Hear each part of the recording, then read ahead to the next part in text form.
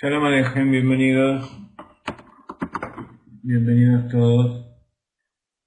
Mientras vamos llegando, quería hacerles escuchar algunos nibunim del Rebbe.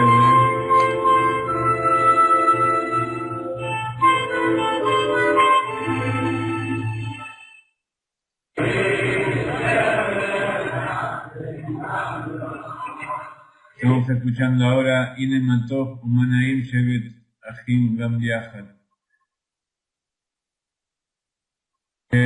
Bueno, y qué agradable es ver a los hermanos sentados tan bien juntos. Y está filmado, este es un video que está filmado directamente de un Farbrengen del Rebbe, que se pueden ver en Facebook, lo más bien. En Facebook ponen Rebbe de Lubavitch, en YouTube ponen Rebbe de Lubavitch y encuentran muchos videos, incluso traducidos al castellano, muchos con nibunim como estos.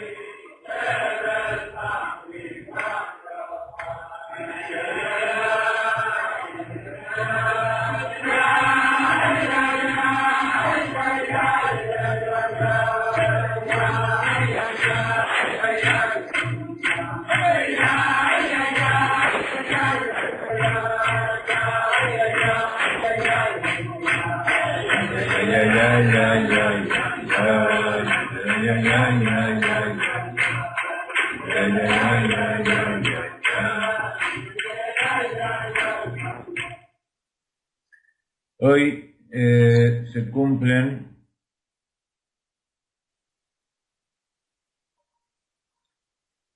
19 años de la desaparición a nuestros ojos del Rebbe de Lubavitch. El Rebbe de Lubavitch significó y significa hasta hoy en día el paradigma de lo que es el líder, lo que es una persona que lleva en sus hombros no solamente a sus Hasidim, no solamente al pueblo judío, sino a toda la humanidad. Es y sigue siendo la guía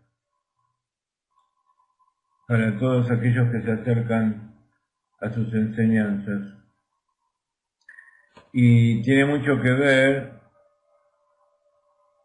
el tema este, por supuesto, con el tema del duelo en que estamos todavía dentro del mes del fallecimiento de Reisel Bat Azriel, Bezrat Hashem, que sea su recuerdo para bendición y que desde allí nos guíe a todos por el buen sendero.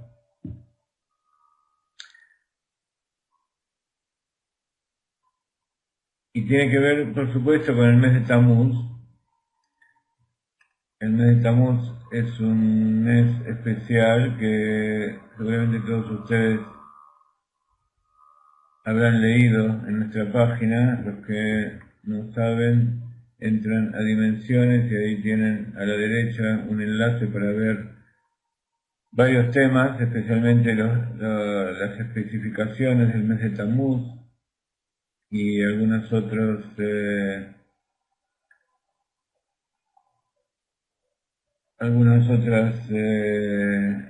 artículos.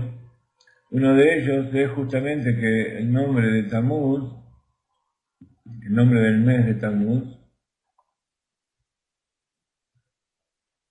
hace referencia a una deidad de la antigüedad que justamente la idolatría era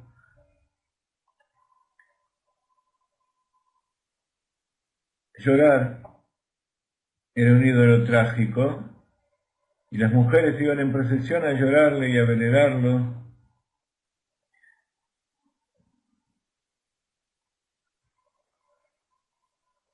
Y es un poco la representación de lo que es la cultura de la depresión. Y no hay mayor causa de depresión que la muerte. Y la muerte es justamente la mayor impureza. Todo aquel que toca a un muerto, que se contamina con la muerte, queda impuro. Y así por eso, esta perashá habla de la vaca roja. La vaca roja que representa lo que se llama Jukim en la Torá. Los Jukim son estatutos, son afirmaciones, decretos que hace Kodesh Baruj Hu y que nosotros no sabemos bien qué significa. A tal punto que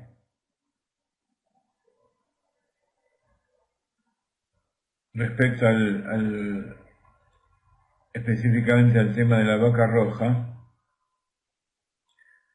que se la quemaba junto con hisopo, con algunos otros asuntos, como ustedes pueden ver en la Perashá, escrito de forma literal en la Torá.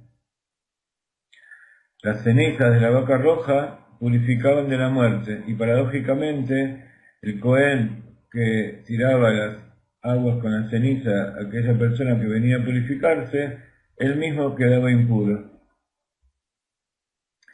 Entonces todo este tema de las impurezas provenientes de la muerte y cómo se purifica, cómo se rectifica y cuál es su significado espiritual, vamos a tratar de ir resolviéndolo en el transcurso de esta clase. Mientras vamos a escuchar a Rob Ginsburg en un nigún, mientras nos preparamos, un nigún que es apto para hacer la respiración de Hedva, relajarnos y comenzar nuestro camino hacia la elevación espiritual.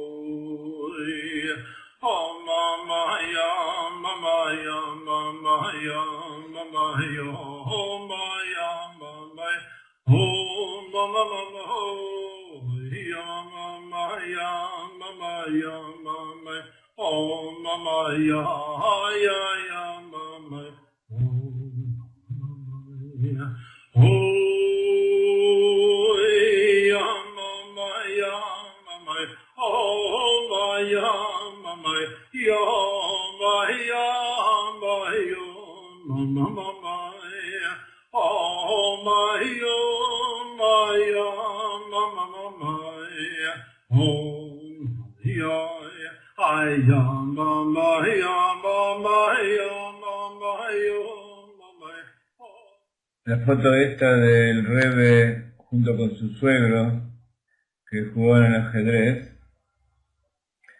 la puse justamente para ver distintos matices de lo que es un líder.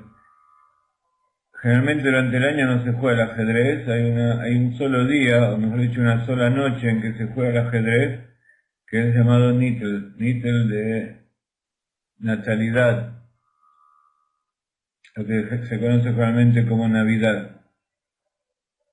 La fiesta de Navidad es también una de las idolatrías que veneran a un ídolo al que también la gente le va a llorar y también está conectado con la muerte.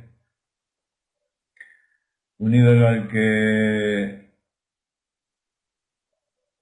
se le utiliza para justificar la muerte.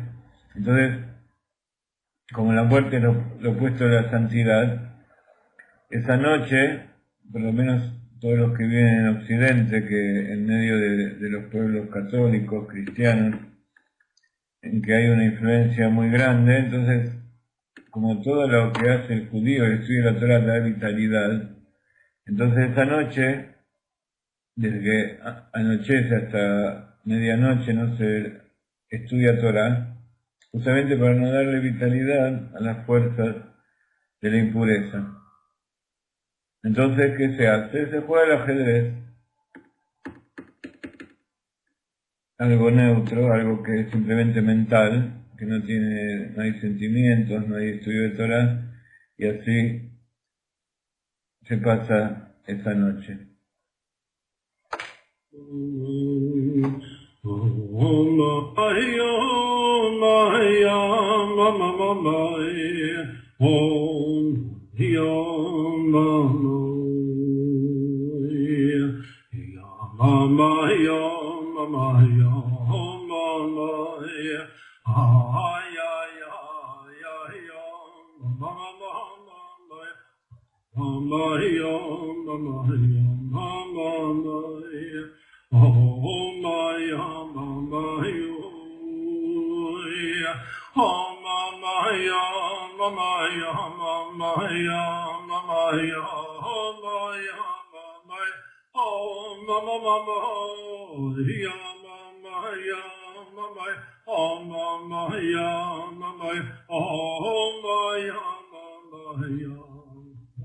Y así comienza nuestra perashá de la semana.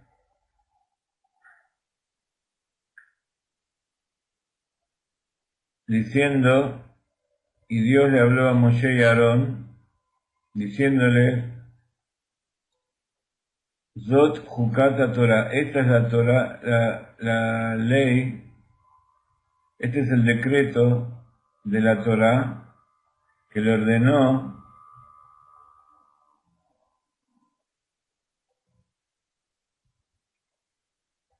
tal como Dios le ordenó. ¿Qué le ordenó Dios a Moshe? Habla a los israelitas y haz que te traigan una vaca completamente roja, que no tenga imperfección y que no haya nunca tenido un yugo sobre ella.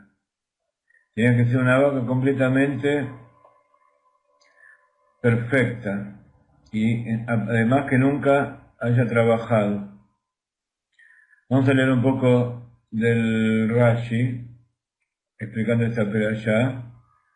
Dice, esta es la Zot Jukata Torah, este es el decreto de la Torah.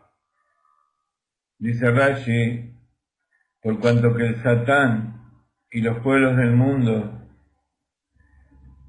le piden al pueblo de Israel que le diga qué es esta mitzvah y cuál es el sentido, cuál es el significado que tiene.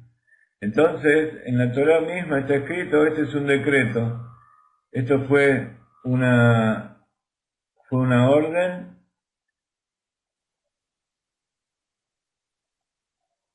que ya fue dada de antes y no tenemos permiso para investigar o para preguntar acerca de ella. Vaikhu eleja, y toma para ti. Dice, ¿por qué le dice a Moshe que tome para él? Dice Rashi, porque esta vaca es tomada en nombre de Moshe. Esta es la vaca que hizo Moshe en el desierto. Esta vaca roja fue la primera de 10. Y está escrito que hasta ahora, durante la existencia del templo, de los dos templos, se hicieron 9 vacas, y la 10ª va a ser la vaca que va a traer el Mashiach. Cuando venga el Mashiach se va a hacer nuevamente una vaca roja. Y tiene que estar completamente roja. Y si había 2 pelos negros, ya estaba descalificada. Entonces, dice, se la van a dar a Eleazar, el sacerdote, y la hará llevar fuera del campamento, y entonces será sacrificada en su presencia. Interesante, ¿no? Eleazar, como ustedes saben, era el hijo de Aarón, y la Torah ordena que no era el Cohen Gadol el que tenía que llevarla afuera, sino el segundo, el ayudante del sumo sacerdote. Y tenía que ser llevado afuera de los 3 campamentos. Ustedes se acuerdan que había 3 campamentos en la Torah, en el desierto. Uno que era el tabernáculo mismo. Luego alrededor estaba el campamento de las tribus de Leví y después alrededor estaba el campamento de las demás tribus. Bueno, esa vaca era llevada afuera de los 3 campamentos y entonces cuando era sacrificada, por supuesto en forma kasher, el sacerdote habría de tomar la sangre con su dedo y la iba a salpicar sobre la tienda, el Ohel, en el tabernáculo, adentro del tabernáculo 7 veces. En el Ohel Moed, la tienda de reunión.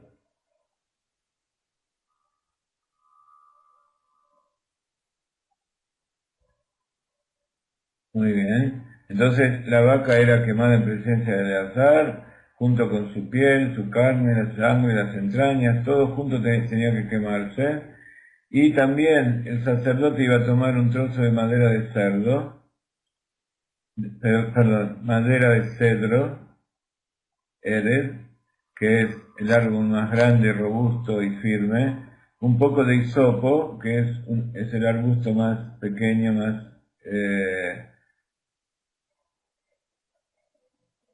más insignificante. También iba a tomar un poco de lana con el color carmesí. En hebreo es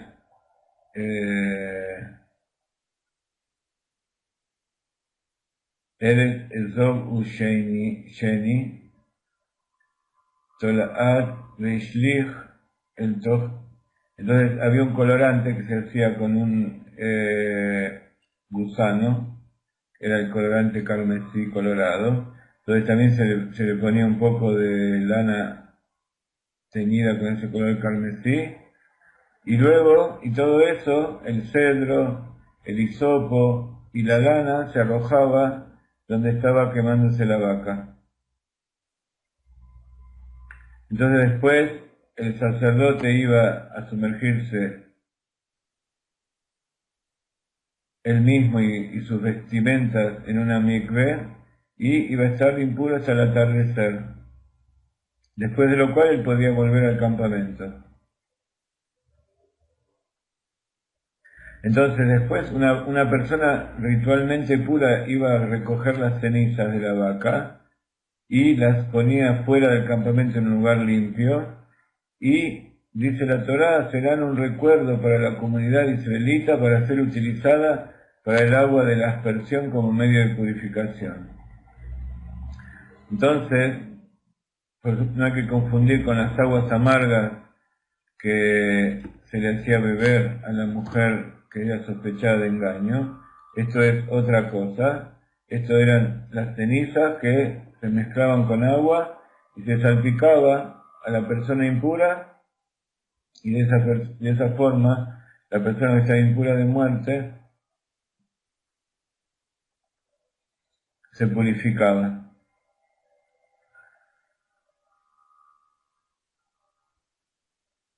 Entonces, para poder limpiarse de la impureza, ¿qué es lo que tenían que hacer? Debía hacerse salpicar con el agua de la purificación al tercer y al séptimo día. Y si no se hacía de esa manera, no iba a estar limpio. ¿Quién se purificaba entonces? Toda persona que tocaba el cadáver de un ser humano que haya muerto y no se haga y que no se haya salpicado con esto, iba a ser cortada espiritualmente del pueblo de Israel si llegaba a entrar al tabernáculo de esa manera impura. Entonces de acá aprendemos varios asuntos, que es que como no tenemos la posibilidad de hacer la vaca porque no está el Beit HaMikdash, no está el reino de Israel, no está el Sanedrín, entonces todas las personas nacemos impuras por definición y no nos podemos purificar. Entonces está prohibido entrar al templo. Por eso hay muchos que acostumbran no entrar en las épocas, no entrar a la zona del templo, donde se encontraba el templo, que está hoy en nuestros días, está la mezquita de los musulmanes. Hay algunos que entran, pero nosotros no entramos. Hay muchos que no entran justamente porque estamos en un estado de impureza. Por ejemplo, cuando es Pesaj, el Corbán incluso se realiza en Yerushalayim, justamente incluso si no está el Beit HaMikdash. Entonces, para no estar en Yerushalayim en Pesaj y tener la obligación de hacerlo y estar impedidos porque no está el Beit HaMikdash, porque no estamos puros, entonces nos vamos a Yerushalayim en la época de Pesaj, cuando es la obligación de ofrendar el Corbán Pesaj. Entonces toda persona que toca algo puro o toda recipiente, hay muchas leyes con respecto a esto, que justamente se estudian estas Mishnayot de la impureza de los recipientes y de los cuerpos, se estudian durante los días de duelo, o sea, durante los 11 meses que se hace el duelo.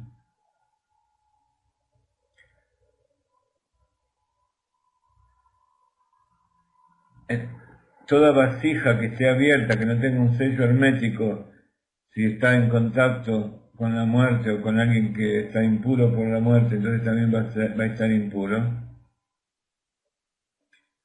Todo el que toque un cadáver, un hueso humano, un sepulcro en campo abierto será impuro durante 7 días.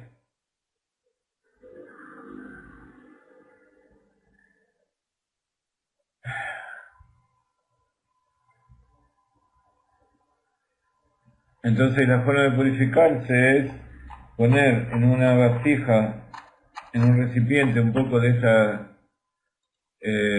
ceniza, llenarlo con agua de manantial y esa mezcla, esa solución de agua con ceniza,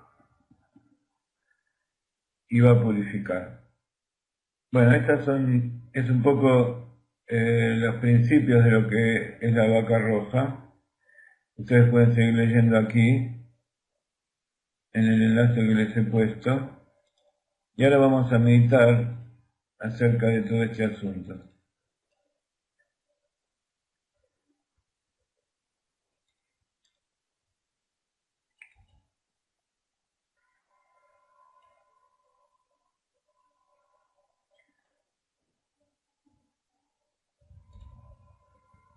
En la porción de la semana, entonces, que habla acerca de las leyes de las cenizas de la vaca roja, incluye la frase, como leíamos recién,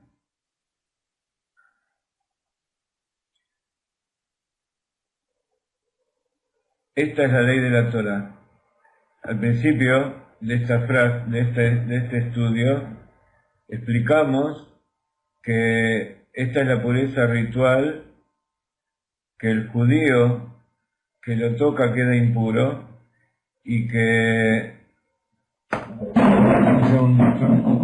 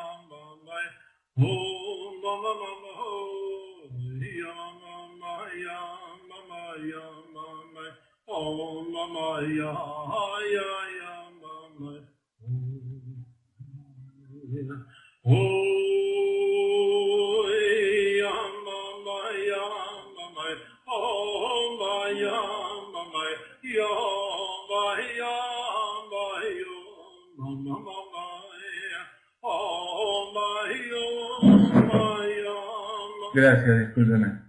Entonces, mientras no esté el templo, mientras no esté la vaca roja, no hay forma de purificarse. Eso va a pasar cuando venga el Mashiach.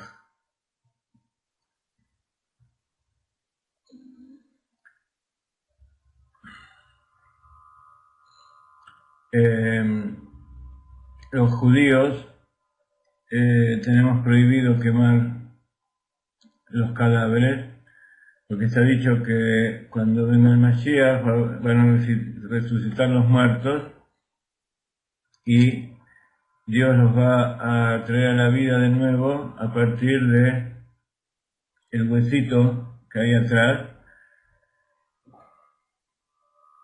que hay en la columna vertebral. Entonces, si es quemado, no hay forma de que vuelva.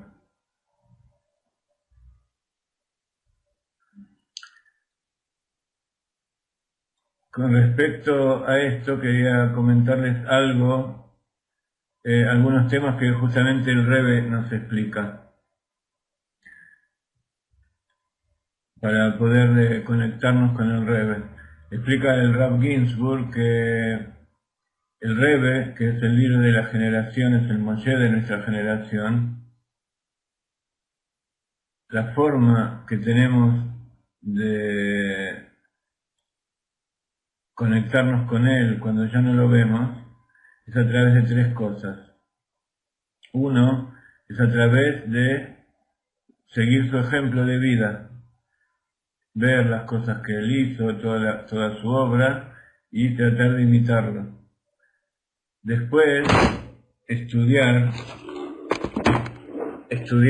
las cosas que él escribió, estudiar bien todas sus enseñanzas. Y la tercera es hacer aquellas cosas que él nos enseñó, que nos ordenó hacer. Entonces, por eso todo el trabajo que estamos haciendo de difundir la Torá, de llevar a la gente al conocimiento de Dios, de llevar, hacer que la gente sea más feliz,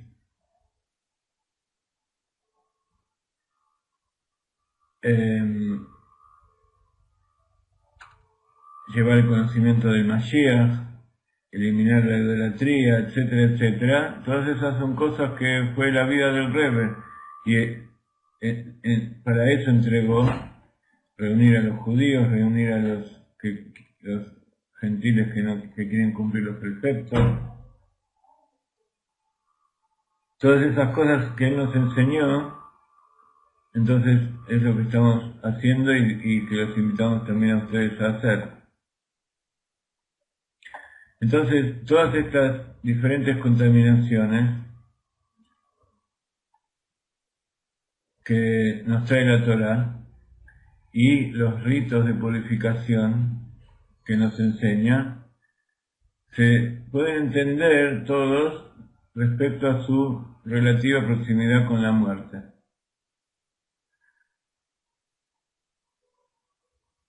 Sin embargo, es claro que la forma fundamental de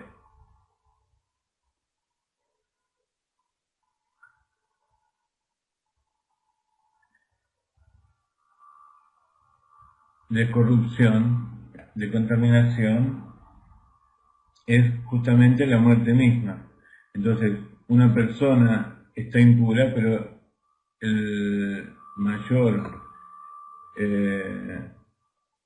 la mayor impureza es el cadáver mismo, es el cuerpo mismo sin vida. ¿Por qué? Porque la muerte es lo contrario de la santidad. A veces uno no sabe exactamente qué es la santidad, qué es la Kedushá. La Kedushá es la vida, es la continua energía que HaKadosh Baruj Hu nos da y con la cual hace que el mundo siga existiendo. La muerte, que es la desintegración, la separación, la desunión, es justamente lo opuesto de la santidad.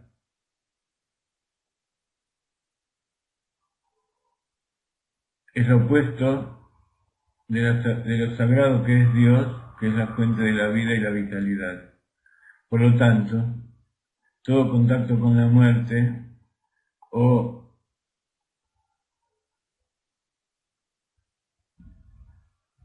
la potencial muerte produce la contaminación ritual que impide que la persona entre al tabernáculo. En aquella época del tabernáculo, después al templo sagrado. ¿Por qué? Porque ese es el reino de la santidad, ahí está la mayor santidad. Cuando uno se conecta con Dios tiene que estar completamente puro. En la física, en la ciencia, esto se llama la ley de la entropía. La ley de la entropía dice que todo tiende a desintegrarse, a expandirse, a separarse. En términos físicos es a caer energéticamente, a disminuir su energía.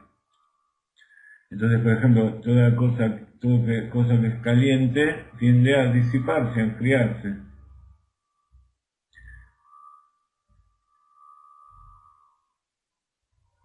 Entonces todo está expuesto a estas leyes de la entropía. Así es la naturaleza. Y así es, como todo tiende hacia el olvido y aparentemente tiende a que la vida es inútil y no tiene sentido.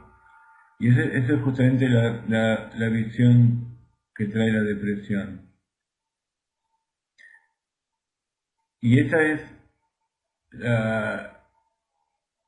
justamente la depresión existencial que tiene el ser humano cuando está desconectado de Dios, que es la fuente de la vida, cuando no encuentra cuál es el propósito en su vida, cuál es la forma de cumplir con su cometido.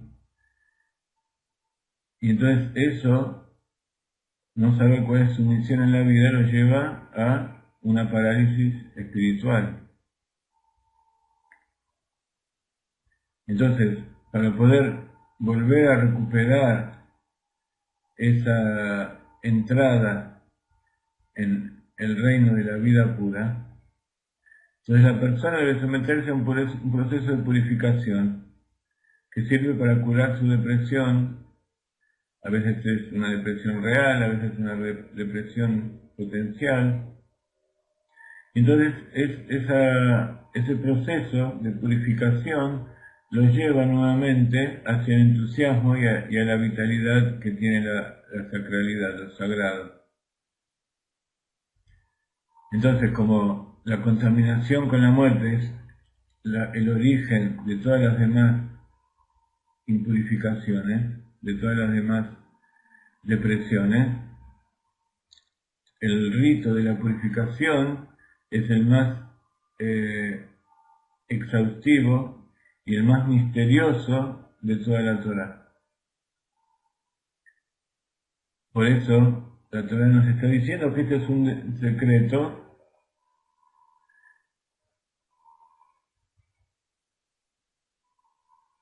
y que nosotros no tenemos forma de entenderlo. Entonces, de acuerdo con la naturaleza, tarde o temprano todo lo que existe cae en esa impureza de la muerte, cae en la disgregación, en la separación, en la desaparición. Todo sucumbe a la muerte. Y entonces, para desafiar esta ley, tenemos que ir en contra de la lógica. Tenemos que ir en contra de la lógica que nos muestran nuestros sentidos naturales. Y esto es justamente lo que es el rito de la purificación de la vaca roja. Y eso es lo que significa Hok. Habíamos hablado los otros días que también el Hok es la prohibición de la mezcla entre el lana y el lino, o comer carne con leche, etcétera, etcétera. Todas esas cosas prohibidas para el judío. Son cosas arbitrarias que entran en la lógica divina que nosotros no podemos entender. Pero sí podemos entender que a través de ponernos por encima de nuestras limitaciones racionales, nos conectamos con Dios. Y, como siempre decimos, no sabemos bien por qué, que la tzedaká salva de la muerte. Grande es la tzedaká que trae la redención. Entonces, los invito, como hacemos siempre, a poner tzedaká. La tzedaká salva de la muerte. Grande es la tzedaká que trae la redención. Y como dice el Baal Shem Tov, el ruido de las monedas de la tzedaká elimina todas las klipot. Y esas justamente son las klipot. ¿Qué es una klipa? Es una cáscara vacía de luz, un recipiente vacío de luz. Por eso las klipot más extremas son las klipot de la muerte. Así explica un poco el Rebbe a qué se refiere este asunto de la ley de la Torá.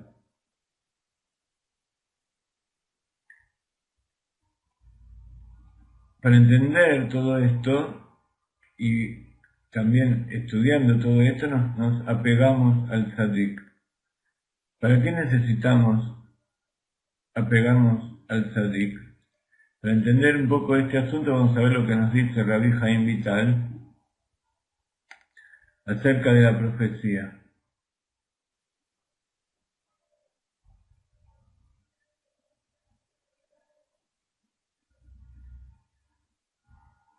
Dice Rabbi Haim Vital que cuando una persona es digna del secreto del Reikut. Reikut viene de la palabra Debek, que significa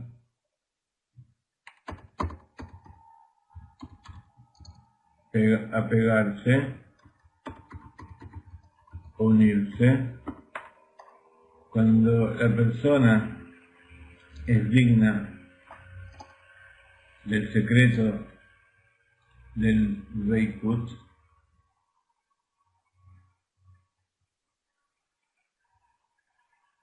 que es el secreto de la unión a Dios,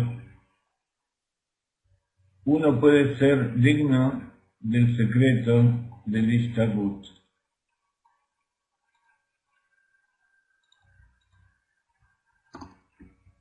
Ishtabut. Ishtabut quiere decir ecuanimidad. Ecuanimidad, equilibrio, ser ecuánime con las personas.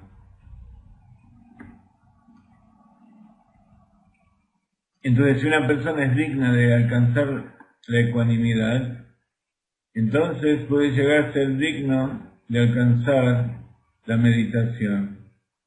Uno puede llegar Itbodedut o Itbonenut, la aislación, la separación del resto del mundo para conectarse completamente con Dios. Muchas veces hablamos de lo que es apegarse, muchas veces hablamos de lo que es la meditación, lo que es conectarse con Dios a través de nuestra alma, de nuestro pensamiento, de nuestras fuerzas espirituales. Voy a aumentar un poquito el horario, así no se nos termina el tiempo.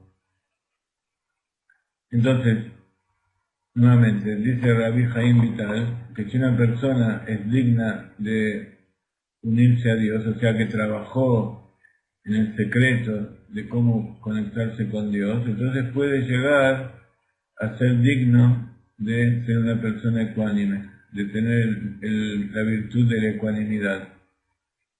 Y si la persona llega a la ecuanimidad, entonces puede llegar a la meditación. Entonces, después que la persona llegó al nivel de meditación, entonces puede ser merecedor de la inspiración divina y entonces merecedor de la profecía.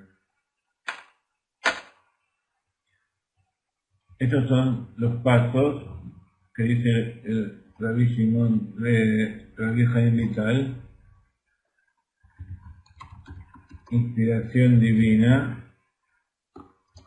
De esto trata el video que vamos a poner, Besat-Hashem, si Dios quiere, esta semana. Y luego, si es digno de la inspiración divina, o sea que la presencia divina more en él, entonces es digno de la profecía.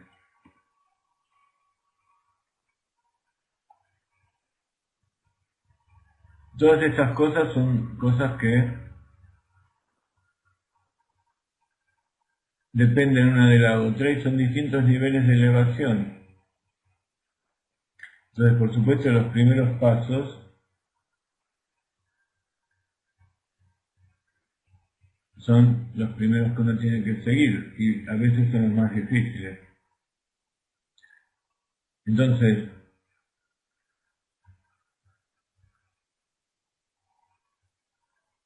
para explicar el secreto de la ecuanimidad, el rabino Abner explica lo siguiente. Un rabino vino una vez a uno de los cabalistas meditativos y le solicitó que lo acepte como su alumno, como su iniciado. El maestro le dijo: seas bendecido, mi hijo, por Dios, por tu buena intención. Pero dime si has alcanzado la ecuanimidad o no.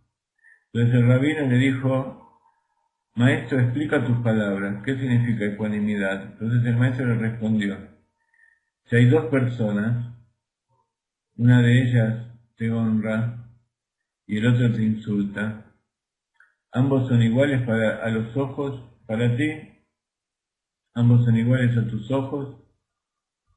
Entonces el rabino le dijo al maestro, no, yo siento placer y satisfacción por aquella persona que me honra, y siento dolor, me siento ofensa por aquel que me insulta. De todas maneras, no tomo revancha ni guardo rencor. Entonces el maestro le dijo al rabino, hijo mío, ve en paz, porque hasta el momento, hasta que no hayas logrado la ecuanimidad, hasta que no sientas que el honor de aquella persona, de aquellos que te honran, y la vergüenza por aquellos que te insultan son iguales para ti, tu conciencia no está preparada para estar conectado con los reinos supremos, que es un requisito para la meditación. Entonces ve y ríndete, somete tu corazón más todavía, un verdadero sometimiento, hasta que puedas alcanzar la ecuanimidad. Entonces puedes llegar a volver a mí. Y entonces, ¿cómo se llega a ser ecuánime? Como dijimos, el primer paso es conectarse, sentir apego por Dios. Entonces, a través de esa unión de la conciencia de la persona con Dios, hace que tanto el honor como los insultos sean lo mismo y puedan ser ignorados, tanto el honor como los insultos.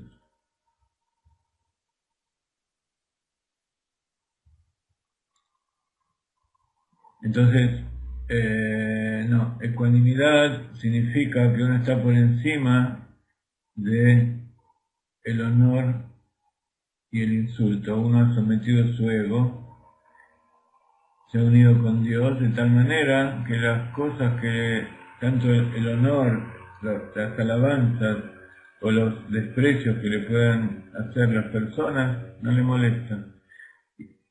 El estado previo, cuando a uno le molesta, eso es katnut, eso es inmadurez. El estado de gadlut, gadlut mohin, significa que uno piensa en forma madura. Y una persona madura no toma en cuenta ni los insultos, ni tampoco las alabanzas, sino que él sabe quién es.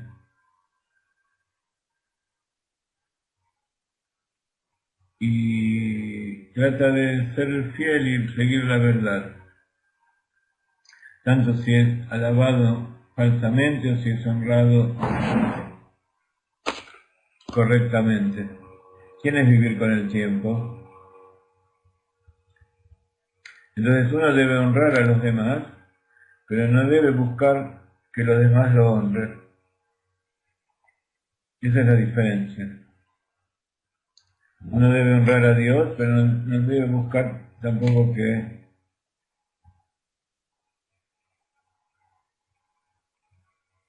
los demás lo honren.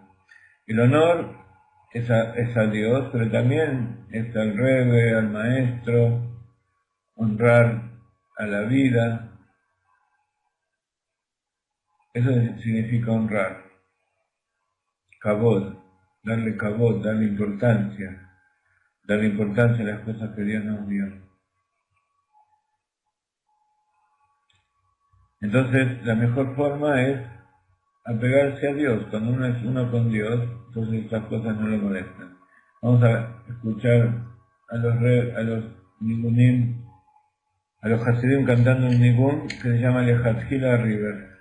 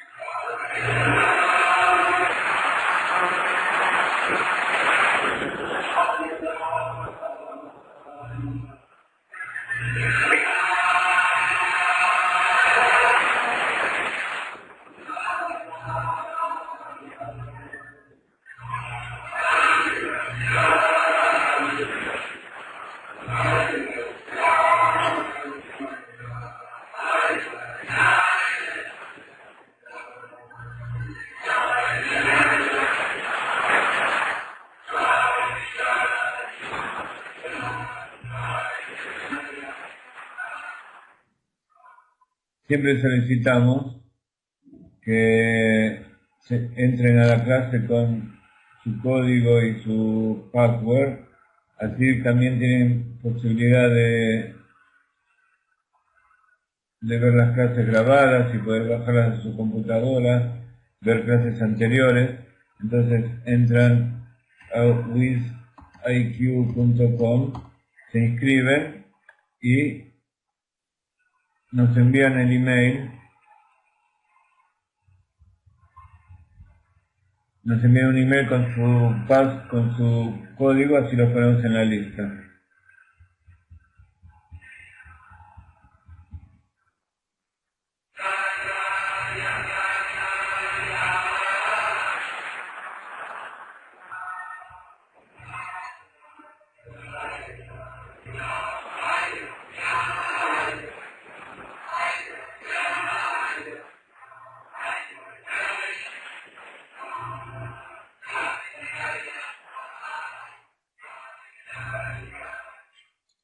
El día 3 de Tammuz,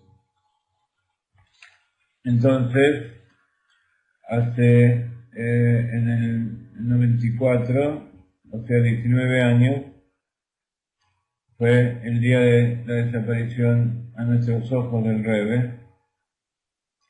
Y como ustedes saben, hay lo que se llama el Hayom Yom, un libro donde día por día el Rebbe de Lubavitch, trae citas de su suegro.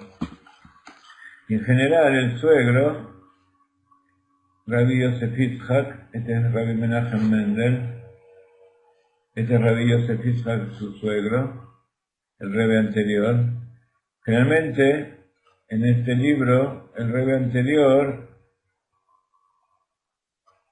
cuenta historias de su padre, que era el Rebbe Rashab.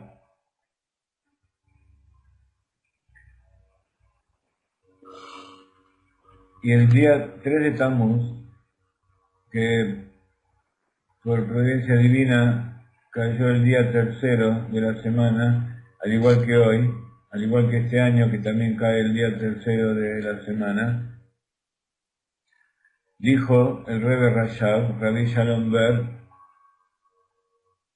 el Rebbe Maharaj, el abuelo de Yosef Yitzhak, Rabbi Shalom, Rabbi Shmuel, dijo: el gemido del judío que viene, Dios no lo quiera, por un motivo no bueno físico, o sea, cuando el judío gime, hace un gemido por algún problema físico, también es una gran teshuvá.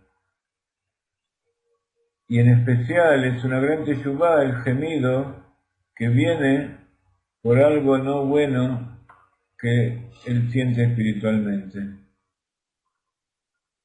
Y por supuesto y seguramente es una teshuvá excelsa,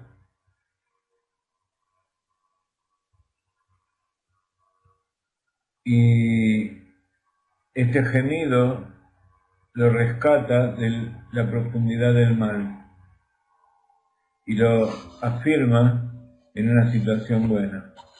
Entonces hay muchas veces que uno gime porque le duele algo, porque le pasó algo, pero cuando uno siente sus problemas espirituales, su alejamiento de Dios, todas las cosas que uno tiene que rectificar y gime por la lejanía, pues eso es una teshuvá. O sea, eso es como el reconocer la enfermedad. Cuando uno reconoce la enfermedad ya es la mitad de la cura. Para terminar esta clase, quería leerles una fijá en una clase del Rebbe de Lubavitch, que la dio, tiene que ver con la Perashá Tetzaveh. La Perashá Tetzaveh es del mes de Adar, no es la Perashá que estamos tratando esta semana. pero como en ella habla acerca de lo que es el líder de la generación, entonces vamos a leer algunas ideas para que ustedes tengan la posibilidad de apegarse al líder de la generación, que es justamente que nos ayuda a apegarnos con Dios y que tiene que ver justamente con Gimel Tammuz. En esta enseñanza del Rebbe se habla acerca de la importancia de Moshe Rabbeinu en cada generación. En cada generación hay uno que es el líder, que es el Moshe Rabbeinu de la generación. También es llamado el Nasi de Israel, el líder de Israel,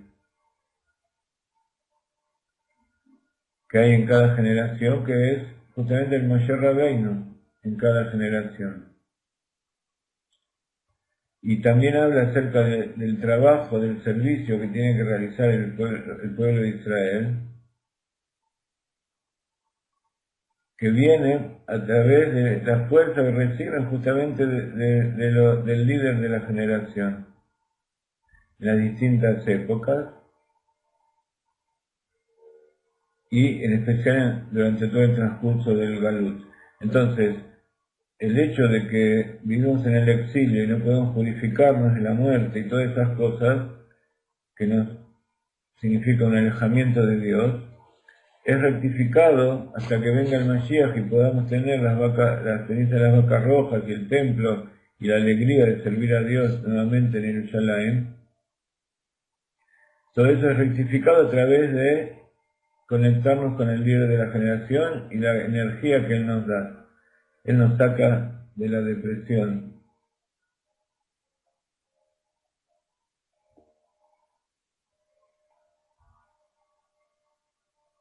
Entonces, esta enseñanza está basada a su vez en una enseñanza del Rebbe anterior, del Rebbe Yosef Yitzhak, como decía recién.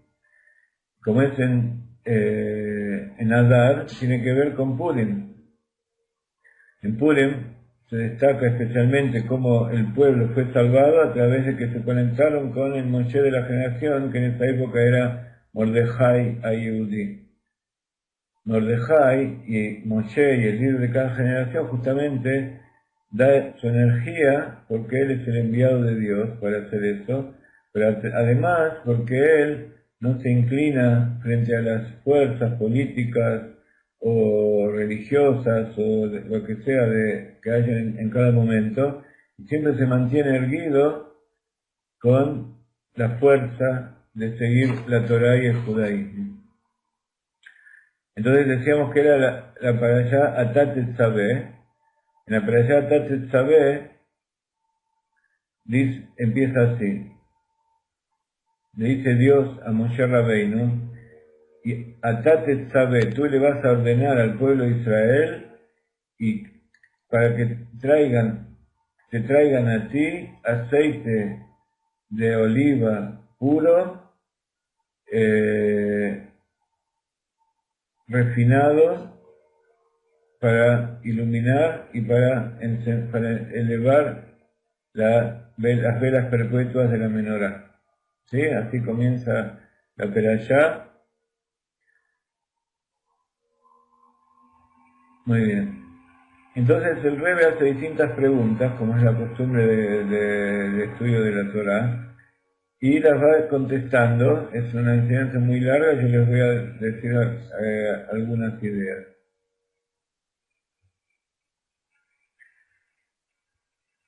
Entonces, con respecto a la palabra Tetzaveh, se los voy a escribir aquí, porque es importante el tema de las letras. Tetzaveh. Una primera aproximación, Tetzaveh significa ordenarás. Hay una perashá que se llama justamente Tzav. Tzav quiere decir ordena. Cuando cuando Dios le dice a Moshe que le ordene distintas preceptos que tiene que cumplir el pueblo de Israel y les enseñe, utiliza esta palabra que es Sab. Uno de los detalles que no está escrito acá en la Perashá, pero quiero que ustedes tomen en cuenta, es la gematria de la Perashá Tzab, de la palabra Tzab, que es la raíz de esta palabra. Tzabé es ordenarás y Tzab es ordena en presente. 96, muy bien. ¿Se acuerdan lo que es 96?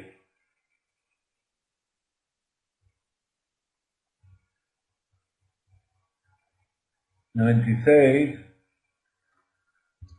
era Sab, es la gematria de 70 y 26, que 70 era Sod, que es secreto, y 26 es el nombre de Dios. O sea, es como que le está diciendo, pon dentro del pueblo de Israel el secreto del nombre de Dios. ¿Se acuerdan que esto estamos estudiando en la introducción a la Kabbalah? Quedamos en Jerusalén, ¿no? Esta semana me pidieron que la clase en Jerusalén, en el Instituto de Mujeres que hay en Jerusalén, la de mañana, martes. Así que presten atención, ya está puesto el enlace para que participen de la clase de mañana. Va a ser a las 7, o sea, una hora antes que lo que se da normalmente. Así que aquellos que pueden participar en vivo son bienvenidos, y si no, después de unas horas está preparada la grabación. Entonces, dice el Rebbe, con respecto a esta orden que le da Dios, que ordene al pueblo de Israel que le traiga a él el aceite, dice el Rebbe que es sabido este detalle, que toda ordenanza que hay en la Torah, está dicho la palabra Tzav es de Israel, ordena a los hijos de Israel, etcétera, etcétera, los distintos preceptos. Y acá está dicho Tetzabé al pueblo de Israel. O sea, esta operación especial tiene una pequeña diferencia. Y entonces dice el Rebbe que la diferencia con respecto a esta palabra, entre Sab y Tetzabé, no es solamente con respecto a la palabra en sí misma, no es una cosa gramatical, sino también tiene que ver con su significado, con su contenido. Porque Atá Tetzabé significa que Moshe mismo es el que está ordenando. No es que Dios lo está ordenando y Moshe lo repite, sino que Dios le está diciendo a Moshe que él repita, que él ordene al pueblo de Israel, no que le transfiera una ordenanza de Dios. Y también hay que entender, dice el Rebbe, que Moshe es el enviado, es el Sheliach, para transmitirle al pueblo de Israel las órdenes de Akadosh Baruj Hu. Entonces, ¿por qué dice, vos le vas a ordenar? Si él es nada más que un enviado para transmitir las órdenes de Dios. También hay que entender, dice el Rebbe, por qué está dicho, y tomarán para ti, Baikú Eleja, que traigan aceite a Moshe. ¿Por qué es rara esta expresión? Porque teóricamente tendrían que dárselo a Aarón, porque Aarón es el que llena con el aceite la menorá y es el que enciende las velas. Entonces, ¿por qué hay que traer aceite a Moshe? Y también hay que entender por qué se ha dicho aceite puro y Katit Lamaor. Katit Lamaor quiere decir, no es el aceite, cuando se hace el aceite de uva, de aceituna o etcétera, otros, hay una primera extracción que es que la aceituna está tan llena de aceite que apenas se la pincha salen las primeras gotitas en forma natural, y después para sacar el resto que hay adentro hay que prensarlo y molerlo y hacer el tratamiento. Entonces el aceite que se usa para iluminar en la menorá son aquellas gotitas que salen primeras, que son las más puras, porque al prensarlo se mezcla con el resto de la carne de la aceituna y el resto del agua y otras cosas que tiene. En cambio, cuando se pincha la aceituna y se deja que salga la gotita en forma natural, sale el aceite puro. Entonces dice, ¿por qué tiene que ser aceite katit? Es esta expresión que les acabo de explicar, para iluminar, o sea, para poner en la menorá. Porque tendría que decir Shemen Leair, para iluminar. En cambio se ha dicho Katit la Maor.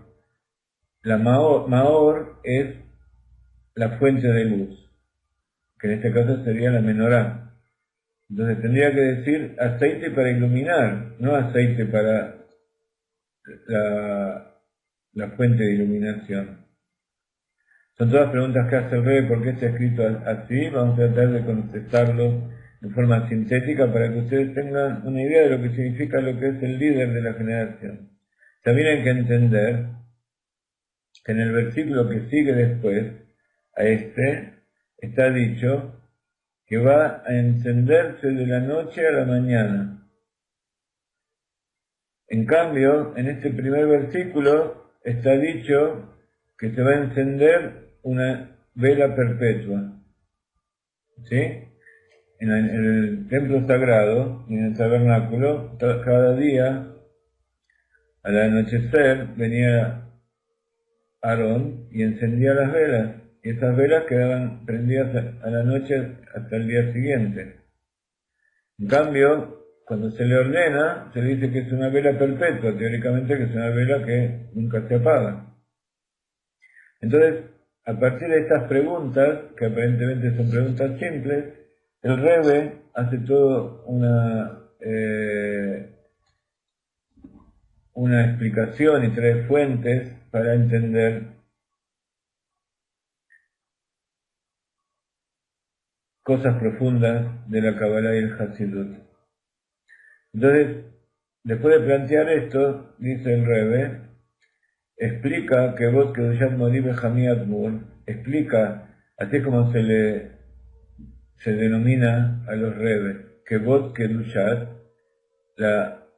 el honorable santidad, Mori Benjamí, mi maestro y mi suegro, Admur quiere decir Adonainu Moreinu Berrabeinu, nuestro Señor, nuestro Maestro y nuestro Rab, dice, explica el Rebbe Rayat, el suegro, en su propia enseñanza acerca de Purim Katán, o sea, el Purim que se hace cuando el año es bisiesto, hay 2 meses de Purim, hay 2 meses Adar. Entonces, en esos años, Purim siempre es el segundo Adar, porque Adar, Purim tiene que ser un mes antes de Pesach. Entonces, en el Adar primero, o sea, 30 días antes, hay otro 14 de Adar, que es el Purim, que también sería que es el Purim. Entonces ya Purim Katán, el pequeño Purim. Entonces en esa época, el Rebbe Rayat explicó que la palabra tzibui, y esto es algo muy importante que ustedes tienen que saber, viene de la palabra tzavta vejibur, conexión y apego. Entonces, tzav quiere decir ordena, pero también significa unirse y unificarse, asociarse con Dios. Entonces, como ustedes ven, tzav y tzavta son también el mismo concepto de mitzvah.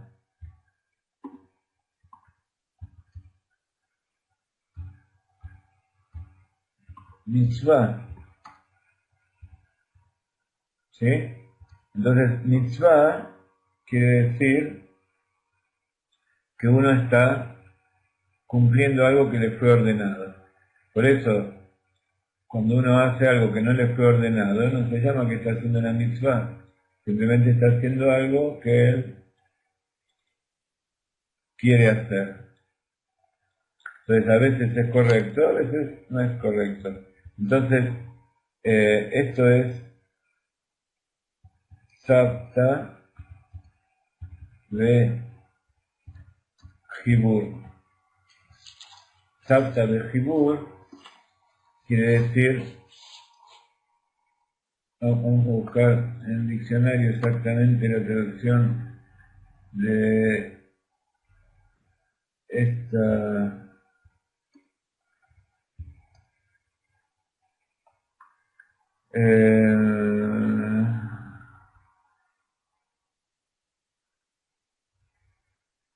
sí, tzavta del Sevet. Sevet quiere decir un equipo. Entonces, tzavta quiere decir un conjunto de gente que está asociada, que están trabajando en conjunto. Entonces, ordenar, cuando el líder ordena, está haciendo que toda la gente que se une con él pone un equipo. ¿Sí? Tzavta vejibur. Jibur es de haber, conectar. En hebreo haber también quiere decir compañero, amigo. Entonces, son todas expresiones que tienen que ver con la palabra tzav, tzavta. También podríamos decir entonces que 70 y 26, 96, tzav, es uno de los secretos del nombre de Dios. Entonces, por eso dice el Rebbe, en general dice tzav o tetzavé et bene Israel, a los hijos de Israel. ¿Por qué? Porque Moshe es el que conecta y une al pueblo de Israel con Akadosh Baruj Hu, con el Oren Sof. Y entonces a través de Moshe, a través de que Moshe influencia al pueblo de Israel, que conecta al pueblo con Dios, a través de esto no solamente se eleva al pueblo, sino que el mismo Moshe se eleva también. Hay una ventaja y un mérito extra, aumenta la grandeza también de Moshe. ¿Por qué? Porque Moshe y el pueblo de Israel es como la cabeza y las piernas. Entonces, la cabeza ordena el cuerpo y es lo principal, pero no puede ir a ningún lado sin las piernas. Por eso, cuando el pueblo de Israel recibió la Torá, está dicho que eran Shishim Ribó Arraglaim de Moshe. Shishim Ribó Raglei Am Asher Anoji Bekirbo. Dice, Shesh Meot Elef Raglei, 600.000 piernas del pueblo que yo, Dios, estoy en medio de ellos. Entonces, como todo el pueblo de Israel son las piernas de Moshe, y Moshe es la cabeza de ellos, por eso se dice Rosh Bene Israel, ¿Qué quiere decir Rabbi? Que en Yiddish nosotros decimos Rebe, pero se escribe Rabbi. ¿Qué quiere decir Rabbi? Bendito. Siempre debemos escribirles también en hebreo para que vean cómo se escribe. Entonces, Rabbi es Rosh Bnei Israel. Rabbi Rosh Bnei Israel, que significa la cabeza de los hijos de Israel. Eso es lo que significa Rebe. Entonces cuando alguien dice Rebe, por supuesto no se le puede adjudicar a cualquiera, sino que es aquel que merece ser Rosh Bnei Israel.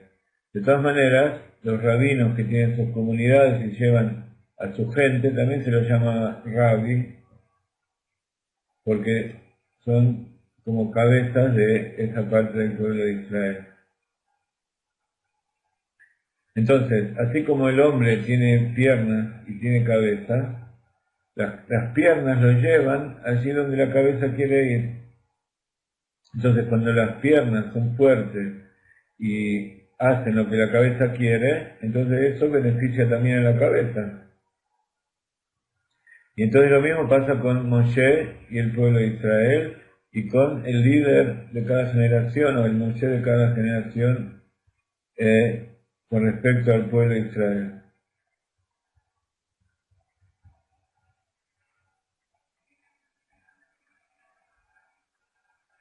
Entonces es algo que se agrega todavía a Moshe, donde no solamente Dios lo envía y lo engrandece, sino que a través del pueblo de Israel Moshe también se engrandece.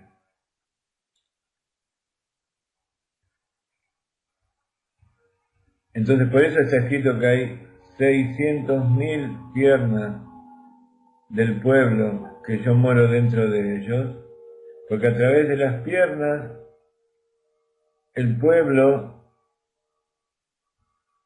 hace fluir la revelación de Anojí. Anojí es yo en forma de esencia de Dios, como empieza el primero de los 10 mandamientos, Anojí Hashem Elokeja, a través de que a través de las piernas del pueblo de Israel se produce que la esencia infinita de Dios se introduce dentro de Moshe, dentro del Rebbe. Y entonces por eso está dicho, Atate Sabet Bene Israel, vos vas a ordenar al pueblo de Israel y que te traigan para vos el aceite de aceituna. Porque a través de que Moshe le ordena a ellos, conecta al pueblo de Israel con la luz infinita y la esencia de Dios, y a través de que ellos se conectan, traen esa luz infinita que está representada por el aceite puro que viene del Ein Sof. ¿Sí? El otro día hablamos de lo que significa el aceite de oliva por encima de todo, que es lo más elevado de todo. Entonces el pueblo de Israel le trae esa luz infinita a Moshe Rabbeinu. Y entonces aumenta la luz en Moshe Rabbeinu también. Pero para entender esto, vamos a traer otro concepto. Ya con esto es una enseñanza muy fuerte y nos da muchas ganas de seguir. Vamos a traer un concepto más para profundizar un poquito más y después nos despedimos hasta mañana. Y para entender esto, dice el Rebbe,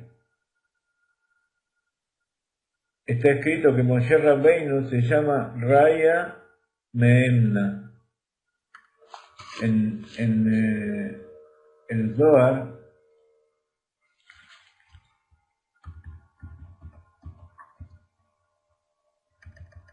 a Moshe Rabbeinu se le llama Raya Memna.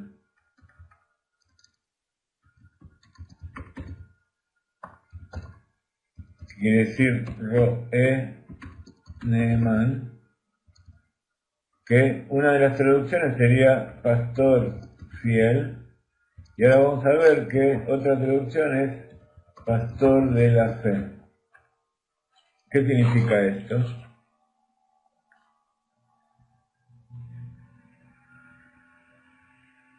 Con respecto a la relación que hay entre Moshe, Dios, la luz infinita y el pueblo de Israel. Moshe es llamado Raya Memna. Y dice el Rebbe que hay dos interpretaciones que se pueden hacer de esta expresión. Una es que es un pastor fiel que lleva al pueblo de Israel allí donde está el pasto tierno, como el pastor lleva a las ovejas, que las alimenta y las mantiene, les da todo lo que necesita con respecto al tema de la fe. Moshe alimenta la fe en el pueblo de Israel. ¿Por qué? Porque la fe que hay en el pueblo de Israel por sí misma es innata, es algo que ya hay. ¿Qué quiere decir que Moshe Rabbeinu alimenta la fe del pueblo de Israel? Está dicho que el pueblo de Israel son ma'aminim, benei ma'aminim, son creyentes, hijos de creyentes. Entonces, ¿qué es lo que hay que alimentar en el pueblo de Israel? Con respecto a la fe, hay dos niveles. Uno, que es el nivel de Makif, y otro es el nivel de Pnimi. Uno, Makif quiere decir que rodea por afuera, y Pnimi quiere decir que es algo interior. ¿Sí? Entonces, la fe, con respecto a la persona, puede estar en dos estados.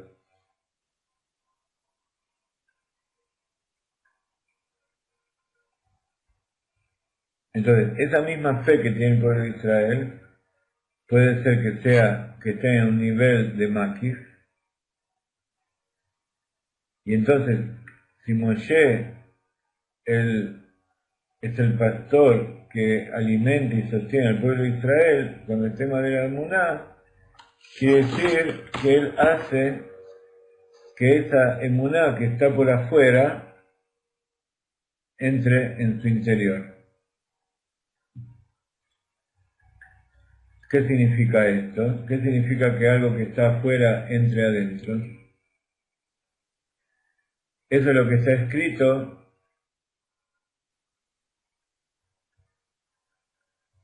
en el Zohar, que esa emuná, esa fe,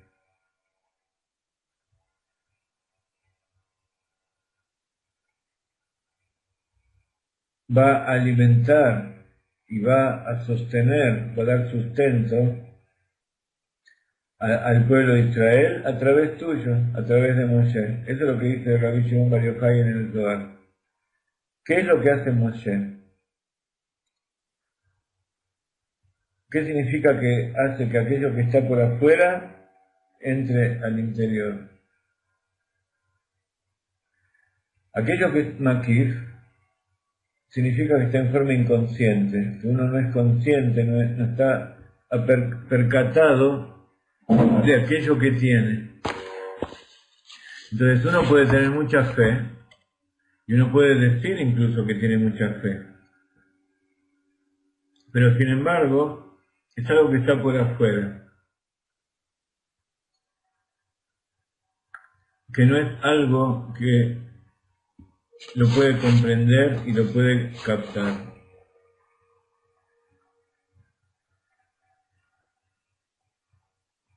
Entonces, en general, no solamente la fe, sino todas las cosas pueden ser de una manera makif o de una manera pnimi. Cuando la persona toma contacto con algo que puede llegar a interiorizar, puede llegar a ingerirlo dentro suyo. Eso que ingiere se hace uno con él mismo. Entonces, de esa manera se produce una conexión interior con eso que está ahí. Eso no se produce cuando esa cosa se permanece afuera. Y la persona no tiene la capacidad de incorporarlo, de ingerirlo, entonces no se puede unir con eso.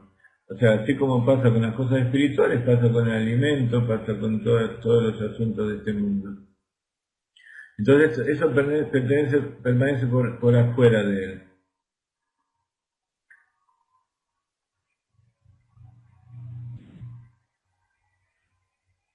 Entonces, ¿cómo uno puede saber si algo está por adentro, si eso pertenece a uno o está por afuera?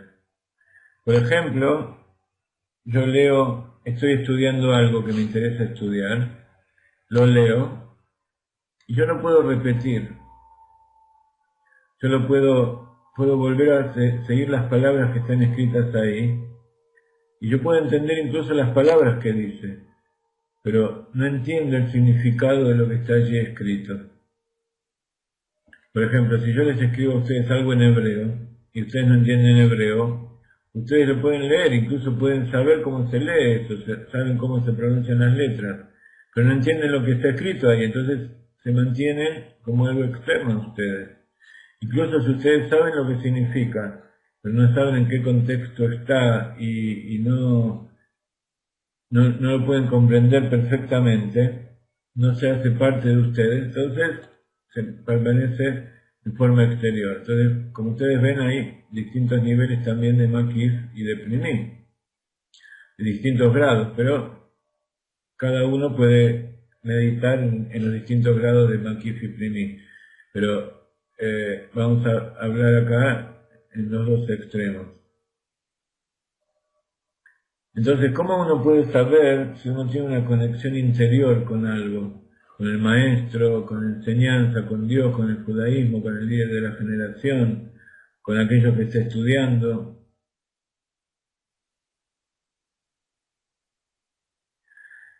Cuando uno tiene una conexión interior con eso se hizo parte de uno, entonces todas sus acciones, todos sus pensamientos, todas sus palabras, sus sentimientos, actúan, funcionan en concordancia con eso.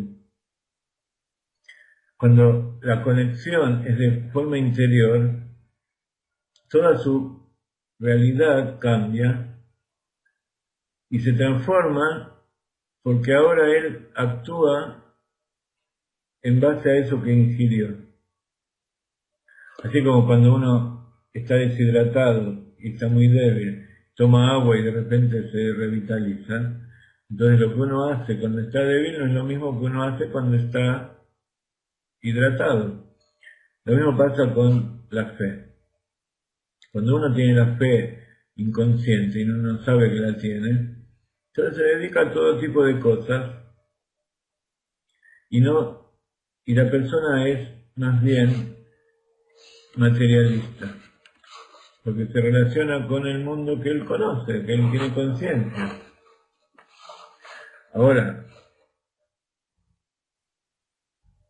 cuando la persona empieza a tomar contacto con las cosas espirituales, se da cuenta que no todo lo que él ve, no todo lo que está por afuera suyo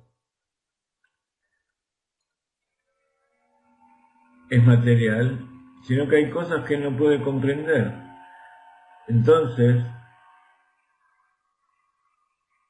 a pesar de que él tiene una sospecha y tiene alguna percepción de que hay algo más, todavía no está en su interior y no funciona como uno con él, y entonces no actúa en consecuencia.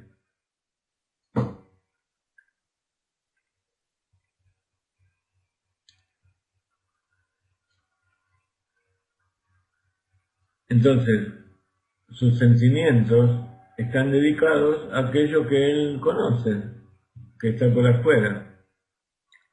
Pero cuando viene Moshe Rabbeinu y produce que esa fe ilumine y brille en el alma, en las personas del pueblo de Israel de forma interior, esa fe se une junto con su realidad revelada y entonces penetra y es recibida en su intelecto y en sus sentimientos y también en todas sus acciones.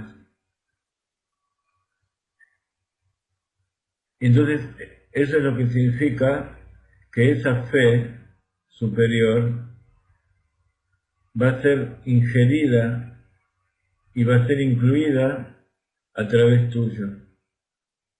Como le dijo Dios a Moshe Rabbeinu, así como está escrito en el Zohar. ¿Qué es lo que hace el Rebbe? El Rebbe, a diferencia de lo que es Chas v'Shalom, separando mil separaciones, aquellos que nos desconectan de Dios, él es nada más que un enviado, incluso está completamente anulado, no quiere nada para él. Él es simplemente un conducto limpio a través del cual Dios habla, y a través del cual esa luz infinita llega al pueblo de Israel. Entonces, cuando ustedes ven a alguien que les revela, que les ayuda a revelar esa espiritualidad, aquellas cosas que ustedes a lo mejor pueden llegar a pensar que existe, pero todavía no actúan en consecuencia, entonces pueden saber que ese es un verdadero líder de la generación. ¿Y cómo lo pueden saber? Como dijimos antes, cuando uno piensa todo el día acerca de eso, cuando uno siente, cuando uno actúa constantemente, significa que Moshe está trabajando y está trayendo ese alimento, está haciendo que aquello que está inconsciente se haga consciente. Y ese es el trabajo del estudio del Hasidut en nuestra generación, que todas nuestras acciones sean para cumplir la voluntad de Dios y para traer al Mashiach, que esa es la finalidad de nuestra generación. Puede ser que generaciones futuras tengan otras tareas, porque una vez que viene el Mashiach, ya no tenemos que luchar por todo eso, sino que vamos a tener que hacer otras cosas. Y entonces el Mashiach nos va a decir qué es lo que vamos a tener que hacer. Entonces muchas veces uno se pregunta cómo va a ser el futuro, qué es lo que va a pasar, etcétera, etcétera.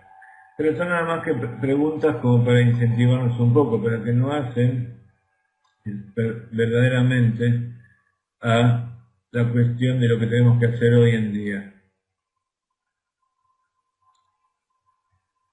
Y esa es la tarea de la Torá y de la Kabbalah, de todas las enseñanzas que tenemos que hacer.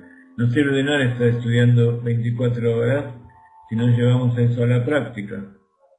Entonces hay veces que es preferible estudiar un poco y estudiarlo bien y hacer que eso penetre bien dentro nuestro y luego salir a realizar nuestra tarea en el mundo. Entonces me voy despidiendo por ahora. Quiero poner una canción, un nibún que tiene que ver, que cantamos todos los días antes de la plegaria de Shaharit, que es Yehi Ratzon Mifaneja Hashem Elokeinu Velokei Aboteinu Sheibone Beit HaMikdash B'Meira B'Yameinu B'Tenjelkeinu B'Torateja. Sea tu voluntad frente a ti, Dios nuestro, Dios de nuestros padres, que se construya el Beit HaMikdash pronto en nuestros días y que nos des nuestra parte de nuestra Torah.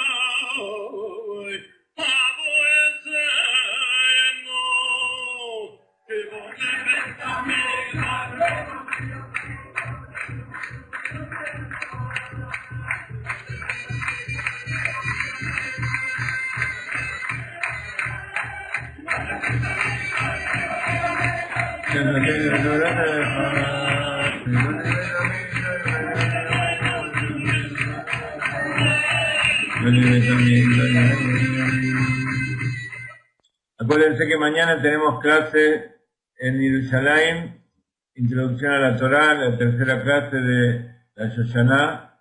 Después a la noche tenemos la clase de Kenia desde México, repasando la Kabbalah de Larisa. Ya están todos los enlaces en la agenda semanal, aquí está. Si no entran en Dimensiones, ahí tienen las conexiones. Nos despedimos con otro nigún de Hatjila River, de entrada por arriba.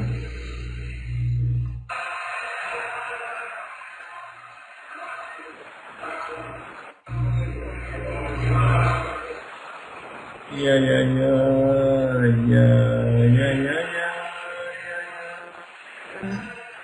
ya ya ya ya.